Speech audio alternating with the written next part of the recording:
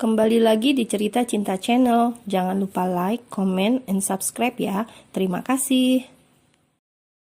Perempuan itu sampai rumah langsung mandi, bersih-bersih, tak lupa mengunci pintunya agar tidak sembarang orang bisa masuk. Ia baru saja mengganti pakaiannya dan hendak keluar untuk mencari makan ketika suara ketukan pintu terdengar. Nesa pikir itu adalah Nawang yang mengajaknya cari makan malam. Ternyata perempuan itu dikagetkan dengan kemunculan seseorang yang begitu familiar di dalam hidupnya. Sesaat keduanya hanya tercenung, saling diam. Sungguh Nesa tidak ingin persembunyiannya diketahui oleh siapapun. Untuk beberapa saat ia ingin tenang tanpa orang-orang yang mengenalinya dengan segala problematika yang ada.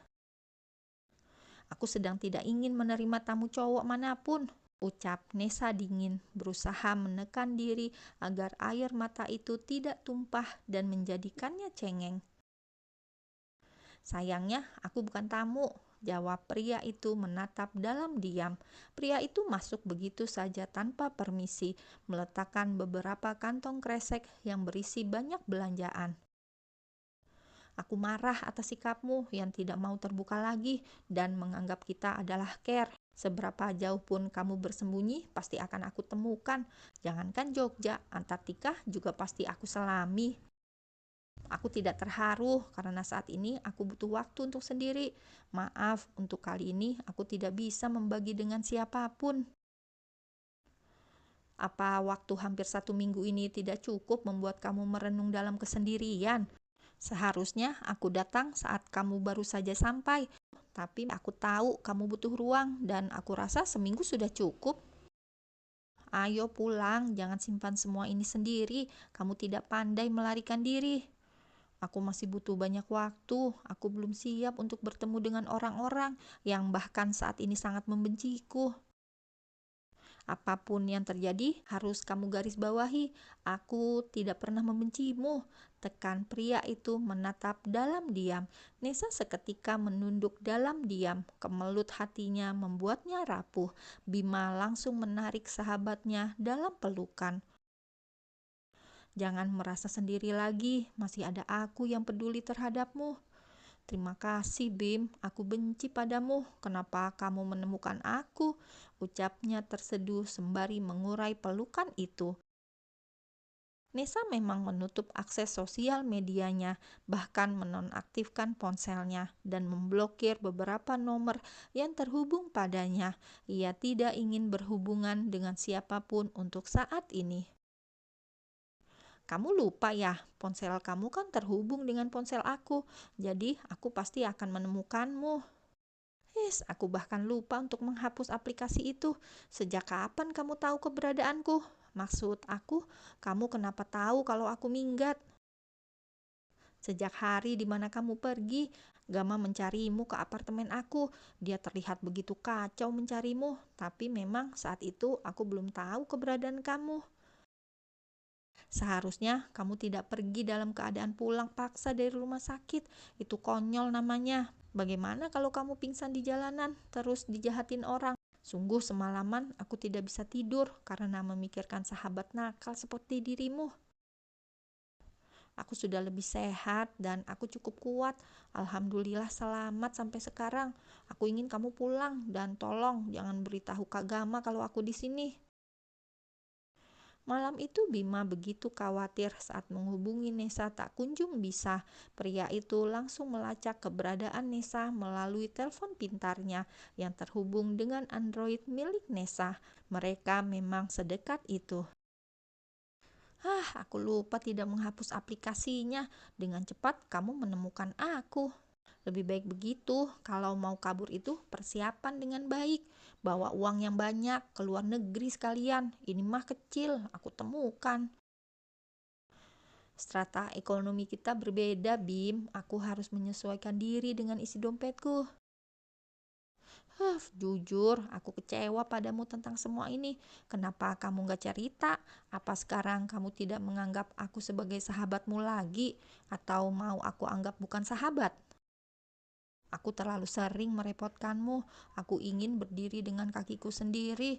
Aku kacau, Bim, ucap Nesa tertunduk lesu dan juga malu. Aku memahami posisimu, tapi lari tidak akan menyelesaikan masalah, Nesa. Kamu tidak harus pergi, apalagi dengan kondisi kamu saat ini. Aku butuh ketenangan, tapi kedatangan kamu membuat aku tidak tenang sama sekali. Bahkan aku baru singgah sebentar, kamu sudah muncul. Ini sangat tidak adil.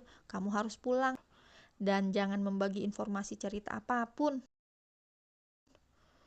Jangan mengusirku, aku sudah katakan pada pemilik kosmu kalau aku ini saudaramu, ujar Bima dengan santainya. Terserah dirimu sajalah, aku malas berdebat denganmu. Ngomong-ngomong, kenapa kamu bawa belanjaan banyak sekali? Cukup untuk bekal kamu beberapa hari ini, setelahnya aku ingin kamu pulang, ujar Bima serius. Aku tidak mau pulang dalam waktu dekat ini, Bim, aku butuh sendiri. Aku akan bantu kamu keluar dari masalah ini. Aku tahu Tante Rianti di rumah sakit. Aku tahu Tere mengusirmu. Dan aku tahu kamu menghindari Kak Gama. Tapi asal kamu tahu, kamu tidak bisa lari dari apapun yang sekarang menjadi masalahmu. Mari kita jenguk ibumu sama-sama. Aku akan bertanggung jawab untuk kehamilanmu. Tahu dari mana tentang kehamilanku? Aku belum pernah membagi hal ini pada siapapun.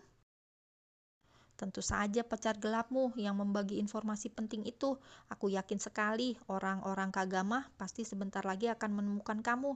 Atau bahkan mungkin sudah menemukan tapi bersembunyi seperti aku. Jadi kamu tidak boleh menolak tawaran aku. Aku menghargai apapun yang kamu lakukan untuk aku, Bim. Tapi aku tidak bisa melimpahkan masalah ini padamu. Bagaimana mungkin aku harus membuatmu bertanggung jawab, sedangkan ini bukan perbuatan kamu. Aku tahu kamu pasti menolak. Apa kamu benar-benar siap kalau ibumu tersadar dan mengetahui kehamilan kamu dengan kakak iparmu? Biarkan aku membantumu. Kita tidak harus terikat pernikahan sesungguhnya. Cukup menikah saja, tidak harus membagi perasaan apapun kalau itu tidak mungkin. Ini terlalu tidak adil untukmu, Bim. Aku tidak mungkin melibatkan dirimu sejauh ini. Aku tidak bisa, ujar Nesa terlihat galau. Nesa tidak menyangka Bima bersedia menikahinya hanya karena kesalahan bodoh yang membuat kemelut masalah ini memuncak. Tapi sungguh Nesa tidak ingin melibatkan semua ini dengan siapapun. Aku tidak bisa, jawab Nesa lirih. Aku tidak akan memaksamu, tapi kalau suatu hari kamu butuh itu, aku akan siap menjadi suami pengganti.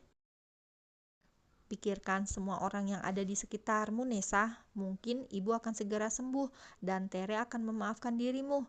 Aku tahu kepergianmu untuk memberi ruang mereka untuk memperbaiki semuanya, bukan? Bima benar kehamilan dirinya akan menjadi pukulan terberat untuk ibu bila nanti mengetahui hal itu. Dia memang sengaja pergi. Dengan kepergiannya berharap Mbak Tere dan Kak Gama bisa menyelesaikan masalah mereka dengan baik, bahkan mungkin kembali menjadi keluarga yang utuh. Tidak seharusnya Nesa muncul dalam kehidupan mereka lagi, tapi mungkin ceritanya akan berbeda jika Nesa benar-benar menikah dengan orang lain. Tidak harus memikirkan itu cepat, tapi juga jangan terlalu lama. Aku tidak ingin kamu menjadi bahan guncingan orang-orang tentang kehamilanmu nanti. Kita bisa bersandiwara menjadi pasangan yang baik. Kalau kamu keberatan, kita cukup menikah saja. Setelahnya, kita berpisah. Hanya merubah statusmu yang ada saat ini. Nesa terdiam, terlalu berat untuk menyetujui hal itu. Ia membohongi diri sendiri, bahkan hatinya. Bisakah kita tidak membahas hal ini? Aku sebenarnya lapar dan tidak bisa berpikir dengan lancar, ujar perempuan itu mengalihkan topik. Tapi memang sebenarnya ia sudah lapar. Oke, kita makan. Cari makan di luar atau mau pesan saja? Tawar Bima penuh solusi. Terserah dirimu saja, Bim. Memangnya apa yang tadi kamu belanjakan tidak ada makanan matang? Tentu saja ada banyak biskuit, susu hamil, dan berbagai buah-buahan dan cemilan sehat. Setidaknya gizi kamu harus terpenuhi walau tinggal di ruang sempit begini.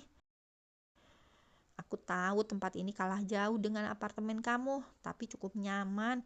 Berhubung kamu sudah beli bahan sebanyak itu, bagaimana kalau aku masak untuk makan malam kita? Ide menarik, jawab Bima semangat. Mereka turun ke dapur umum dan bersiap mengeksekusi bahan makanan yang sudah dibeli. Ini adalah dapur umum untuk penghuni kos yang ada di sana. Siapapun penghuni di sana boleh memakai dan setelahnya membereskannya. Nesa sudah bersiap. Ia mulai memanasi makanan kemasan cepat saji yang Bima beli. Tiba-tiba bau bumbu dapur yang menyengat menusuk aroma penciuman Nesa yang mendadak sensitif hingga membuat perutnya merasa diaduk-aduk ingin muntah. Perempuan itu segera keluar dengan menutup mulutnya, mencari kamar mandi untuk segera menumpahkan sesuatu yang bergejolak hebat. "Nes, kamu gak apa-apa?" Bima mengekor Nesa. Pria itu membantu perempuan itu dengan memijit-mijit tengkuknya. "Maaf Bim, aku gak kuat bau bumbu bawang," sesal Nesa di tengah rasa panas di ulu hatinya akibat muntah tiada akhir. "Udah, gak usah diterusin, kita pesan saja. Ayo, aku antar ke kamar," ujar Bima perhatian. "Terima kasih Bim," jawab Nesa lemas.